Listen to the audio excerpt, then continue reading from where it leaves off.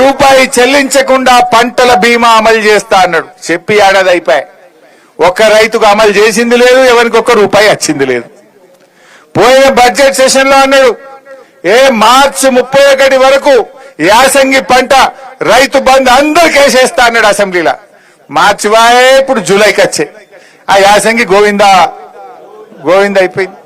అంటే ఈయన దేవుని మీద ఒట్టు పెట్టి మాట తప్పుతాడు, అసెంబ్లీ మీద ఎల్లవో చెప్పి మాట తప్పుతాడు, ఎలక్షన్ల ముందు చెప్పి మాట తప్పుతాడు. అవేంటియో గ్యారంటీ కార్డులు ఇచ్చిర్రు, బాండ్ పేపర్లు రాసిచ్చి మాట తప్పుతాడు. అబద్ధాల ముఖ్యమంత్రిన ఒక్కటి కూడా నిజం మాట్లాడే పరిస్థితి లేదు. రైతు బీమా ఉత్తదే, పంటల బీమా ఉత్తదే, రుణమాఫీ ఉత్తదే, రైతు బంధుకు రామ్ రామ్. ఏం చేసిండు రైతులకు ఒక్కటి చెప్పండి నాకు. ఈరోజు ఏదన్నా కొత్తది తెచ్చినవా నువ్వు? కేసీఆర్ ఇచ్చిన ఎగబెట్టుడు తప్ప, బంధు పెట్టుడు తప్ప, కోతలు పెట్టుడు తప్ప నువ్వు చేసిన ఒక్క మంచి పని రైతులకు చెప్పు. చేసిండు. ఏం చేసిండంటే మా భూములు గుంజుకోవద్దు, మా భూములు మాకు కావాలంటే లగచర్ల గిరిజన రైతులకు బేడీలేసిండు, జైల్లో పెట్టిండు. మొన్న గద్వాల జిల్లా ధన్వాడలో ఈ ఇథనాల్ ఫ్యాక్టరీ వల్ల మా ప్రాణం దెబ్బతింటది, మా ఆరోగ్యాలు ఖరాబ్ అవుతాయి, ఇథనాల్ ఫ్యాక్టరీ మాకు వద్దు అంటే ఆ పెద్ద ధన్వాడ రైతులకు బేడీలేసి జైల్లో పెట్టిండు రేవంత్ రెడ్డి. అంటే రైతులకు బేడీలేసిన చరిత్ర రేవంత్ రెడ్డిది, రైతులను జైళ్లలో పెట్టిన చరిత్ర రేవంత్ రెడ్డిది. ఇంతకు మించి రైతుల ఆత్మగౌరవాన్ని నువ్వు దెబ్బతీసినావు. దేశానికి అన్నం పెట్టే రైతు చేతులకు బేడీలేసిన రేవంత్ రెడ్డికి ఈ రాష్ట్ర రైతులందరూ కలిసి గుణపాఠం చెప్పాలని చెప్పి నేను ఈరోజు కోరుతా ఉన్నా. ఏ రకంగా మనసు వచ్చింది? మా భూములు లాక్కోవద్దు అంటే లంబాడి రైతులకు బేడీలేస్తావా? మా భూములు లాక్కోవద్దంటే బీసీ రైతులకు పెద్ద ధన్వాడలో బేడీలేస్తావా? ఇదేనా రైతు రాజ్యం? ఇదేనా రైతులను ఉద్ధరించేది? ఇవాళ దీనికి సమాధానం చెప్పాల్సిన అవసరం ఉంది. రాష్ట్రంలో ఏం రాజ్యం నడుస్తుందంటే రైతు రాజ్యం అంటే రేవంత్ రెడ్డి. నాయన రేవంత్ రెడ్డి రాష్ట్రంలో నడుస్తున్నది కేడీల రాజ్యం, బేడీల రాజ్యం నడుస్తుంది. రైతు రాజ్యం కేసీఆర్ జమానాలో నడిచింది. అంతెందుకే సింపుల్ ఒక ముచ్చట చెప్తా. 10 ఏళ్లు కేసీఆర్ ఉన్నప్పుడు ఇదే జిన్నారం మండలంలో అరే ఎవరైనా భూమి అమ్ముతారా అని మన చుట్టూ తిరిగిరు. 2 కోట్లకి ఇస్తాం, 3 కోట్లు ఇస్తాం అన్నాడు.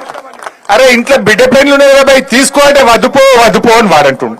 ఇప్పుడు నత్తుండ ఇటు మొఖానా ఒక్కడన్నా ఇంట్లో ఆపద పడ్డదో, బిడ్డ లగ్గం పెట్టుకున్నామో, దవాఖానలో పడ్డామో, పిల్లల చదువులకు పైసలు అవసరం ఉన్నాయో 10 గుంటలు అమ్ముతారా అంటే ఎవడన్నా కొంటుండా? మరి దీన్ని బట్టి ఇప్పుడు రైతు పట్టార పెరిగిందా తగ్గిందా? కేసీఆర్ ఉన్నప్పుడేమో రోజు ఆకాశం దిక్కు చూసింది అది, రేవంత్ రెడ్డి రాగానే భూమికి చూస్తుంది అది. డామ్ అన్నది రియల్ ఎస్టేట్ అన్నదా లేదా? అంటే రైతు పతారా కథం చేసిండి రేవంత్ రెడ్డి. కేసీఆర్ ఉన్నప్పుడేమో రైతు బంధు పక్క, కరెంటు పక్క, రైతు బీమా పక్క, పండిన పంటంతా కొనేది పక్క. ఇది ఒక రైతుకు ఒక ధైర్యం, ఒక భరోసా ఉండే. రేవంత్ రెడ్డి వచ్చాక అంత ఆగమాగం, హైడ్రా గీట్రా ఎన్నో కొత్త కథలు పెట్టి కోతలు పెట్టే వరకు డామ్ అన్నది. ఆగమ కాలేదా? ఏం ఉద్ధరించిన? నువ్వు చేసిన ఒక్క మంచి పని చెప్పు. రైతులకు బేడీలేసుడు తప్ప, రైతులను జైల్లో పెట్టుడు తప్ప, రైతులకు కోతలు పెట్టుడు తప్ప నువ్వు చేసిన మంచి పని ఏంది మిస్టర్ రేవంత్ రెడ్డి అని నేను అడుగుతా ఉన్నా. ఆయన అనుకుంటుండు ఔటర్ రింగ్ రోడ్డు లోపల ఉన్న రైతులకు 2 లక్షల మంది రైతులకు రైతు బంధు ఎగబెడితే ఏమైతుంది అనుకుంటుండు. బిడ్డ, ఈ 2 లక్షల మంది రైతులు వచ్చి రేపు ఔటర్ రింగ్ రోడ్డును మొత్తం బ్లాక్ చేస్తే నీ దిమ్మ దిగుతా, జాగ్రత్త అని చెప్పి హెచ్చరిస్తా ఉన్నాం. పటాన్ చెరువులం 22,000 మంది రైతులున్నాం. పోయి 22,000 మంది ఔటర్ రింగ్ రోడ్డు మీద కూర్చుంటే ఎంతమందిని అరెస్ట్ చేస్తాడు?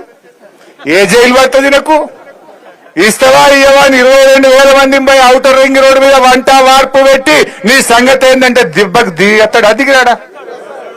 రంగారెడ్డి బయలుదేరా మన సోపతికి? మేడ్చల్ల సబితక్క బయలుదేరా మన సోపతికి? మల్లారెడ్డి వెళ్ళాడా మన సోపతికి? వెళ్తాడా లేదా?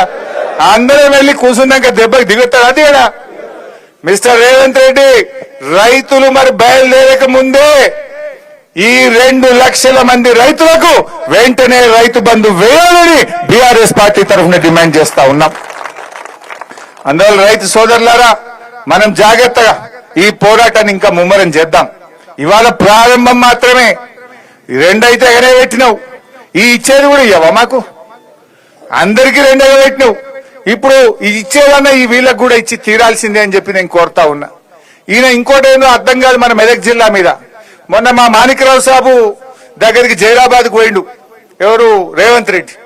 పోతే మా మాణిక్యరావు సాబు లేచి అరే మా జైరాబాద్కు ఇంత పైసలు కావాలి, మోరీలు సాఫ్ లేవు, గ్రామ పంచాయతీల ట్రాక్టర్లన్నీ మొత్తం తాళాలు పడ్డాయి, డీజిల్ కు పైసలు లేవు, గ్రామ పంచాయతీకి ఏమైనా పైసలు, మున్సిపాలిటీకి ఏమైనా పైసలు అని ఇట్లా కేసీఆర్ వచ్చినప్పుడు అడుగుతుండే. కేసీఆర్ రాగానే ఊరికి 25 లక్షలు, జైరాబాద్ కు 50 కోట్లు, మండలానికి కోటి అని ఇచ్చిపోవు కేసీఆర్. గట్లనే ఇస్తాడు అనుకొని నేను అన్ని అడిగిండు. ఒక్క రూపాయి ఇస్తే ఒట్టు, ఒక్క పైసా జైరాబాద్కి వస్తే ఎమ్మెల్యే గారు అడిగితే ఒక్క రూపాయి కూడా ఇవ్వలే. ఇక పటాన్ చెరువు మీద పగబట్టిండు, ఇంత రైతు బంధు కోత పెట్టిండు. కొత్త ఇచ్చుడు లేదు కానీ కేసీఆర్ ఇచ్చిన ఈ కోతలు పెట్టుడు, క్యాన్సిల్ చేసుడు, బంధు పెట్టుడు, ఇగో ఇది కథ నడుస్తా ఉన్నది. ఇంకోటి ఇది ఆ ముఖ్యమంత్రిగా రాష్ట్రం పరువు తీస్తుండ బాధ కలిగేది ఏంటంటే మొన్న మీరు టీవీలో చూసి ఉంటారు, దేవాదిలో ఏ బేసిన్లు ఉంది అంటుండు. రైతును అడిగితే చెప్తాడు, దేవాదిలో గోదావరి నది మీద ఉందని స్కూల్ పిల్లగాడు చెప్తాడు. బనకచెర్ల మీద గింత యుద్ధం చేస్తున్నాం ఒక దిక్కు, బనకచెర్ల నీళ్లు చంద్రబాబు తీసుకుపోతా అంటే మాకు అన్యాయం అవుతుందా, బనకచెర్లను ఆపాలని రాష్ట్రం అంతా వెళ్లిపెడుతుంది తెలంగాణ రైతులు. ఈయన అడుగుతుండే అమాయకంగా బనకచెర్ల ఏ బేసిన్లు ఉంటది, ఆడుంటది. నువ్వు ఇప్పుడు 3 నెలలకెళ్ళి లొల్లి నడుస్తుంది, బనకచెర్ల ఆపాలని కొట్లాడుతుంటే ఈ రాష్ట్ర ముఖ్యమంత్రివి నీకు బనకచెర్ల యాడుందో తెలియదంటే నీ నిజాయితీ ఎంత, నీ చిత్తశుద్ధి ఎంత, ఈ రైతుల పట్ల ఈ రాష్ట్రం పట్ల నీకున్న కమిట్మెంట్ ఏందో అనుమానం కలుగుతా ఉన్నది. చూడలేదా మీరు? అట్లా నల్లమల యాడుంది అంటాడు, నేను నల్లమలలో ఉట్టినా అంటాడు, నల్లమల యాడుంటాడు అంటాడు. అంతా అదెందుకు రైతుల గురించి మొన్న అడిగిపోయిండు, ఏది వ్యవసాయ విశ్వవిద్యాలయం పోయిండు. వ్యవసాయ విశ్వవిద్యాలయం పోయి కందులు, పెసర్లు ఇలాంటి అన్ని కూడా మన వాటిని కందులు పెసర్లు ఏమంటామే మనం, పప్పు ధాన్యాలు అంటాం. ఏమంటాం? పప్పు ధాన్యాలు అంటాం. ఈ కొర్రలు, రాగులు, సజ్జలు వీటిని ఏమంటాం? చిరుధాన్యాలు అంటాం. మిలెట్స్ అంటాం. రేవంత్ రెడ్డి ఏమన్నాడు మొన్న, ఆడికి పోయి కందులు, పెసర్లు ఇవన్నీ కూడా మిల్లెట్స్ ఇలాంటి పంటలు బాగా పండించాలి అన్నాడు. ఎవరి ముంగట అన్నాడు? పోయి ఆడ వ్యవసాయ విద్యార్థుల ముందు అన్నాడు.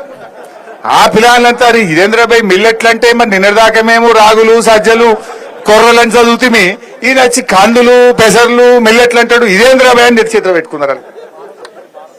ఎక్కడి కథ, ఏం కథ ఇది? పరిశాలిగా ఆగమాగం జగన్నాథం, ఒక్కటన్నా చక్కలేదు. తెలియకపోతే సపరే కూర్చోవాలి, తెలిసినట్టు ఏందో మాట్లాడబోతారు. నీ ఇజ్జత్ పోతావే కానీ రాష్ట్రం పరుగు పోతుంది కదా. తెలంగాణ ముఖ్యమంత్రికి ఏం తెలియదట, గిట్లా మాట్లాడుతుండంటే మన ఇజ్జత్ ఏమైనా ఉంటుందా ఈ రాష్ట్రంది? ఈ రకంగా తయారైపోయింది. ఏమన్నంటే తిట్టుడు తప్ప ఇంకోటి తెలియదు. నేను మొన్న ఏదో జ్వరం వచ్చింది పోయి, మనిషికి రోగం రాదా, అయితే జ్వరం రాదా? నేను దవాఖానలో పట్టే దాని మీద కూడా మాట్లాడతాడు, ఈయన దవాఖానలో పడ్డాడు అంటాడు, ఈయన ఇంత పొడుగు ఉన్నది అంటాడు. నేనేం చేయాలి? దేవుడు నాకు పొడుగు ఇచ్చి నీకు పొడుగు ఇచ్చిండు. నువ్వు తలకాయ కిందికి పెట్టి కాలు మీద పెట్టి గుంజినాను పొడుగు కావు. ఊకే నా మీద పడి ఎందుకు ఎడతావా రేవంత్ రెడ్డి?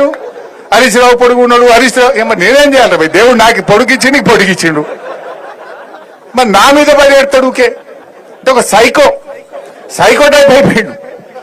ఈ రకంగా ఇవాళ ఏమనంటే కేసు, ఇవాళ అనవసరంగా మన కౌశిక్ రెడ్డిని అరెస్ట్ చేసిండు.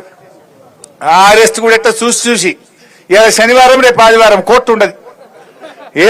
ఇప్పటికీ 10 సార్లు తిట్టింది కోర్టు, నువ్వు ఈ శుక్రవారం రాత్రి శనివారం పూట అరెస్ట్ చేయకు, నువ్వు కావాలని వేస్తున్నావు బిడ్డ అని హైకోర్టు మొటికాయ వేసింది పోలీసు వాళ్ళకు. కానీ మళ్ళా చూసి నిన్న శుక్రవారం రాత్రి 12 గంటలకు మన కౌశిక్ రెడ్డి ఎమ్మెల్యేని అరెస్ట్ చేసిండు. ఏం చేసిండు కౌశిక్ రెడ్డి? రేవంత్ రెడ్డి తప్పులను ఎత్తి చూపిండు, గట్టిగా మాట్లాడిండు, పోరాడిండు. బీఆర్ఎస్ ఎమ్మెల్యేలను గుంజుకుంటే వాళ్ళ మీద గట్టిగా పోరాటం చేసిండు. బిడ్డ రాజీనామా చేయండి రాబాయ్ అని కొట్లాడిండు. ఆ కౌశిక్ రెడ్డి గట్టిగా అడుగుతుండని ఆయన మీద పగబట్టి నిన్న రాత్రి 12 గంటలకు దొంగ కేసు పెట్టి, ఫాల్తు కేసుల అన్యాయమైన సెక్షన్లు, నాన్ బెయిలబుల్ సెక్షన్లు పెట్టి ఇవాళ ఆయనను అరెస్ట్ చేసి జైల్లో పెట్టిండు. ఏమైనా మర్డర్ చేసిండా? ఎవరినైనా చంపిండా? ఏమైనా మోసం చేసిండా?